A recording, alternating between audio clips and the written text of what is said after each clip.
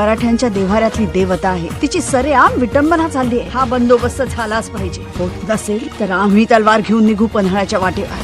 तलवार ही आमच्या पेरतीची शपथ हाय तुला मायभूमीची.